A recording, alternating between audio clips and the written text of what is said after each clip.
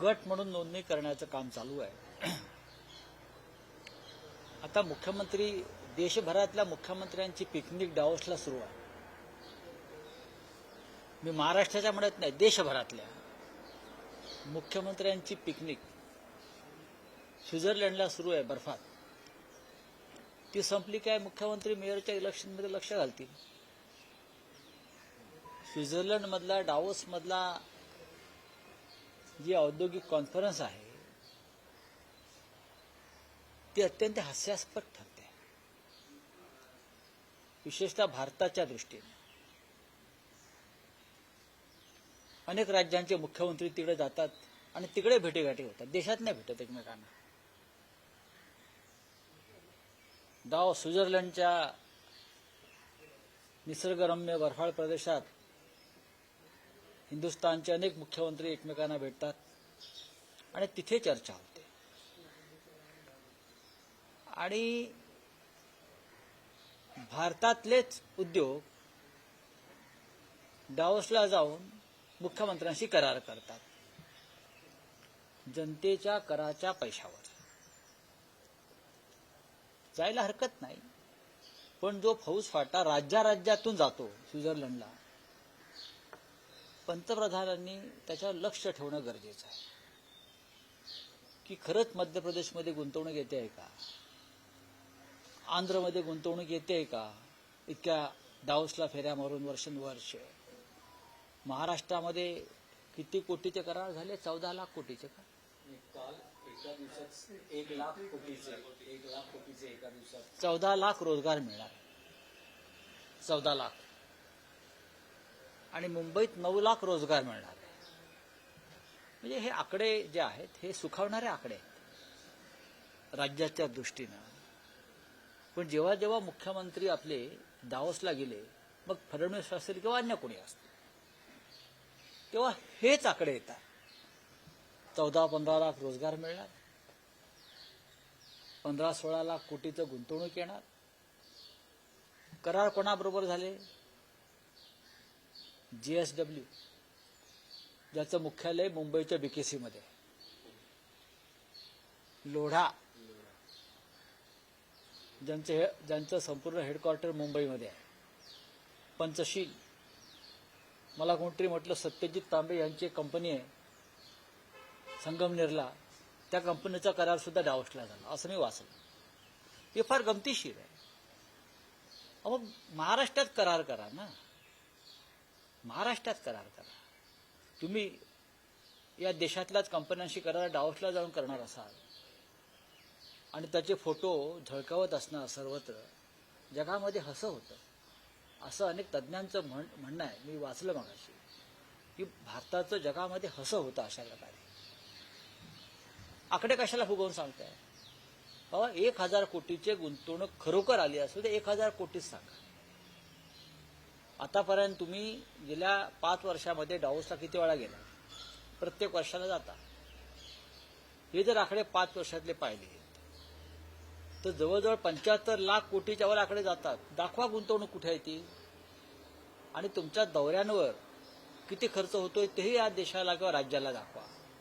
हे मी सर्व राज्यांविषयी सांगतोय, महाराष्ट्र प्रमुख आहे राज्य। ज्या गोष्टी तुम्ही मुंबईत बसून करू शकता त्यासाठी अशा प्रकारे पंचतारांकित पिकनिक करण्याची गरज नाही। हे जर आकडे खरे असतील तर मी स्वागत करतो, जे आकडे दिले जात आहेत ते खरे असतील तर मी स्वागत करतो। मुंबईमध्ये 9 लाख रोजगार निर्माण होणार आहे, तर कोणत्या माध्यमातून होणार?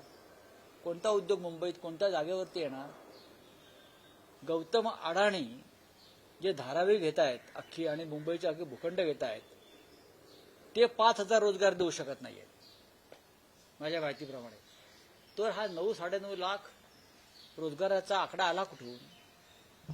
जनतेला फसवू नका आणि जनतेची तिजोरी लुटू नका, एवढंच मला या दावोसच्या निमित्तानं सांगायचं आहे। रावसाहेब, एकनाथ शिंदे दिल्लीत गेलेले आहेत, भाजप नेत्यांशी बैठक झालेली आहे, तुमच्याकडे काय आतली माहिती आहे का? माझ्याकडे आतली माहिती खूप आहे।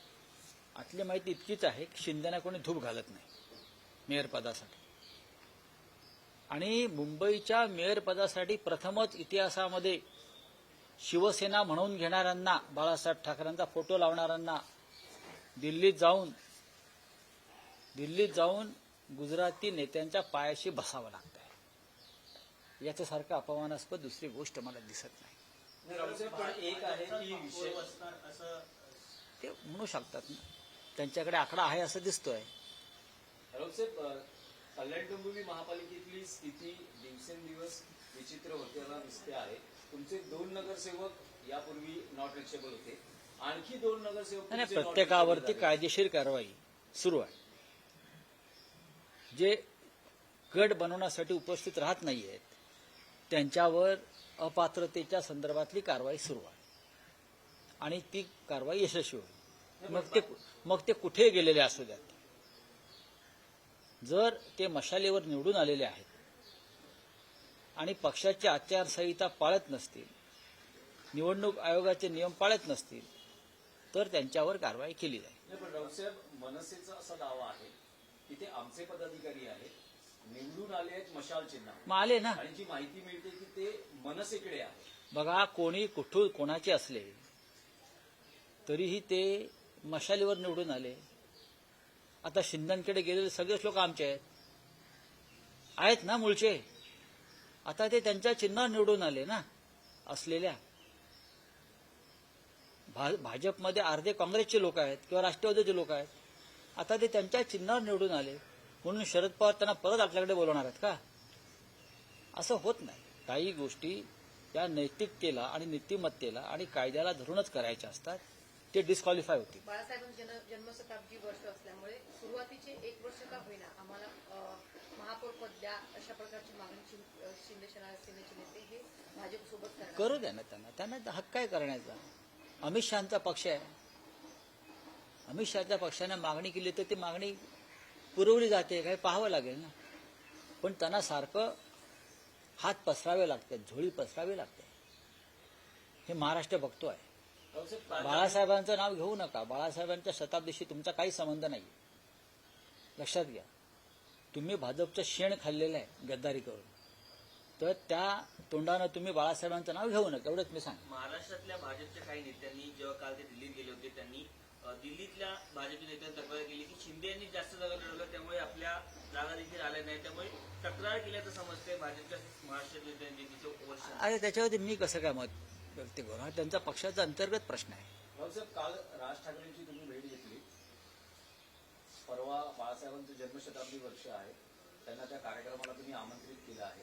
राज ठाकरे येणार आहेत का, आणि कार्यक्रमाचं काही स्वरूप ठरलंय? सन्माननीय राज ठाकरे यांच्यासह त्यांच्या पक्षाच्या सर्व प्रमुख पदाधिकाऱ्यांना, कार्यकर्त्यांना आम्ही आमंत्रित केलेलं आहे आणि ते नक्की येतील. त्यांची थोडी प्रकृती बरी नाही गेल्या काही दिवसापासून, सुधारते आहे, मी काल पाहिलं.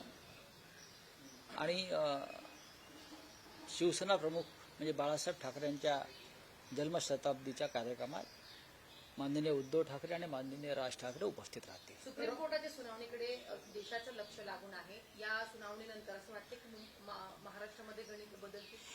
नाही, गणित नाही बदलणार, पण चित्र बदलेल. पालघरमध्ये कम्युनिस्ट पक्षाने मोठा मोर्चा काढला. वाढवण बंदराविरोधात अनेक जे स्थानिक भूमिपुत्र आहेत ते आक्रमक झालेत. काल मोठा मोर्चा निघाला, जिल्हाधिकारी कार्यालयात हा मोर्चा निघाला होता. काय सांगाल या संदर्भात? हा अत्यंत महत्वाचा विषय आहे. हा भूमिपुत्रांच्या हक्काचा विषय आहे. त्यांच्या जमिनी, जमीन, जंगल, पाणी, समुद्र हे वाचवण्यासाठी ही लढाई त्यांची सुरू आहे. पालघरमध्ये गुजराती बोर्ड लागायला लागले का? आदिवासींना काय मराठी वाचता येत नाही? जे आदिवासी काल रस्त्यावर उतरले होते त्यांनी काय मराठीशी शत्रुत्व घेतलं? त्यांची भाषा मराठी आहे. ही लढाई त्या आक्रमणाविरुद्ध सांस्कृतिक आणि ज्या पद्धतीनं तिकडे गुजरातचे ठेकेदार घुसतात आणि जमिनी लुबाडतायत आणि या वाढवण बंदराच्या निमित्तानं निसर्ग आणि निसर्ग संपत्तीची विल्हेवाट लावली जाते, त्याचा फटका हा शेवटी तिकडल्या आदिवासी बांधवांना, भूमिपुत्रांना बसणार आहे. आणि म्हणून त्यांची ही लढाई होती. आम्ही त्यांच्याबरोबर आहोत. हा पहिला टप्पा आहे. काल लाल वादळ होतं. त्या लाल वादळात जर भगवं वादळ मिसळलं तर महाराष्ट्राच्या सरकारला फार मोठं आव्हान उभं राहील. चलिए मुंबईमध्ये 4 दिवसीय पंचतारांकित शिबिर पार पडलेलं आहे. किती खर्च झालेला आहे त्या शिबिरावर? राजकारणातला विषय आहे. नितीन नवीन यांची काल भाजप अध्यक्षपदी निवड झाली. त्यावेळेस पंतप्रधान असं म्हणाले की नितीन नवीन हे आता आमचे बॉस आहेत आणि मी कार्यकर्ता आहे. कधी काळी ते प्रधान सेवक होतात, पण प्रधान सेवकासारखे वागत नाहीत. 10 लाखाचा सूट घालतात, 25 लाखाचा गॉगल घालतात, 15 लाखाचा पेन लावतात, विशेष विमानानं पंचतारांकित सुविधांसह जगभरात फिरतात. प्रधान सेवक जो असतो, जनसेवक, असं वागत नाही. त्याच्यामुळे ही बोलाचाच भात आणि बोलाचीच कडी. नितीन नवीन हे अध्यक्ष जरूर झाले, पण त्यांना ते अधिकार आहेत का, ते स्वातंत्र्य आहे का काम करण्याचं? एक अनोळखी चेहरा खुर्चीवर बसवून खुर्चीच्या मागून सूत्र हलवण्याची जी सवय आहे ही नरेंद्र मोदी आणि अमित शहाची आहे. ते कोणालाही काम करू देत नाहीत. पक्ष आणि सत्ता आपल्या ताब्यात यावी यासाठी ते बिनचेहऱ्याची माणसं मुख्यमंत्रीपदावर आणि पक्ष संघटनेच्या पदावर नेमतात. नवीन हे एका राज्याचे मंत्री होते फार तर, आणि ते काय सामान्य घरातले वगैरे अजिबात नाही. त्यांचे वडील फार मोठे नेते होते, मंत्री होते, 4 वेळा आमदार होते आणि घराणेशाहीतूनच नवीन पुढे आलेले आहेत. वडिलांचा मृत्यू झाल्यावर त्या जागेवर 4 वेळा नितीन नवीन निवडून आले, मंत्री झाले. मस्त आहेत ते. तेव्हा सामान्य घरातला कार्यकर्ता वगैरे शब्द जे वापरले आहेत ते चुकीचे आहे. रावसाहेब, मुंबईमध्ये 4 दिवसीय पंचतारांकित शिबिर पार पडलेलं आहे शिंदेच्या शिवसेनेचं. एकूण किती खर्च झाला त्याच्यावरती नाही, मला त्या बाबतीत काही माहिती इम्तियाज जलील यांनी दावा केलेला आहे. मालेगावमध्ये सतत बोलिए. हाँ, हाँ, सुप्रीम कोर्ट में आज हियरिंग है 3 साल के बाद. आपको क्या लगता है कि आपको ये जो फैसला है ये संवैधानिक आधार पर फैसला होना था. 10th शेड्यूल जो है संविधान में, जो पक्षांतर होता है, पार्टी बदली जाती है, एक चिन्ह पर आते हैं, एक पार्टी में आते हैं, दूसरे पार्टी में जाते हैं, ये 10th शेड्यूल में उसके बारे में स्पष्ट सूचना लिखी है. ये लोग डिस्क्वालीफाई होने चाहिए थे और उसका फैसला 3 साल में नहीं 3 महीने में आना चाहिए था. लेकिन लगता है सुप्रीम कोर्ट पर पॉलिटिकल दबाव है. कल था, आज है और कल भी रहेगा, इसलिए तारीख पे तारीख चल रही है. अभी मैंने सुना है आज से अंतिम आर्गुमेंट शुरू होगा और फैसला जल्दी आ जाएगा. हम इंतजार करेंगे. अगर हमारी न्यायपालिका सचमुच फैसला देना चाहती है तो 1 घंटे में दे सकती है. सब कुछ सब जनता भी जानती है और सुप्रीम कोर्ट भी जानता है क्या हुआ है. लेकिन सुप्रीम कोर्ट कौन चला रहा है? सुप्रीम कोर्ट प्रधानमंत्री मोदी, अमित शाह चला रहे हैं. चंद्रपुर में आप बीजेपी के साथ जा रहे हैं. उनका पूरा होने दो. आज उम्मीद है कि आपको उसका रिजल्ट आएगा, कुछ पॉजिटिव आएगा इसमें? हम तो उम्मीद 3 साल पहले करते थे, लेकिन चुनाव आयोग, दिल्ली का मुख्य चुनाव आयोग, वो राजनीतिक दबाव में फैसला उसने सुनाया और पार्टी एकनाथ शिंदे को दे दी. हम सुप्रीम कोर्ट में चले गए. सुप्रीम कोर्ट हमारी बात सुनने को तैयार नहीं अभी तक, तो हम उम्मीद कैसे करें? लेकिन लगता है कि आज अगर बात हो जाएगी सुप्रीम कोर्ट में हमारे वकीलों की, तो हम बोल सकते हैं कि हाँ फैसला आ जाएगा. जो भी आना है फैसला आने दो. मालेगाव